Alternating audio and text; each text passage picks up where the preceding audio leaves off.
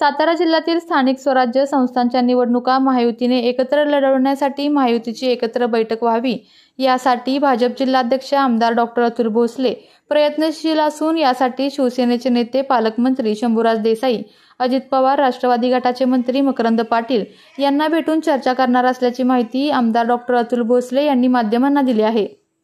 महायुतीची एकत्र बैठक व्हावी याच्यासाठी मी आदरणीय पालकमंत्री शंभूराजे देसाई साहेबांना देखील येणाऱ्या काही दिवसांमध्ये विनंती करणार आहे।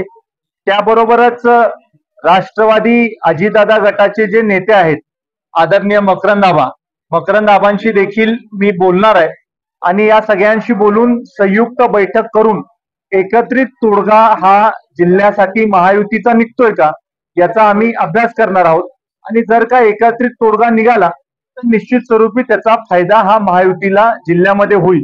पण एखाद्या मतदारसंघामध्ये महायुती होणार नसेल तर तिथं मात्र मैत्रीपूर्ण लढत करण्याच्या बाबतीमधला निर्णय घ्यायचा का हे स्थानिक नेतृत्वाशी बोलून निर्णय घेण्यात येईल।